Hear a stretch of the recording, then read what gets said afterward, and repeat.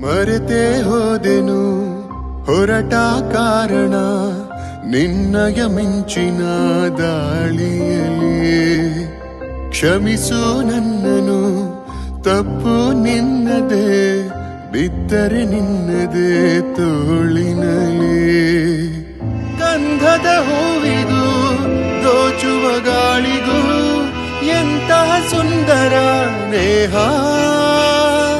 ಆಹಾ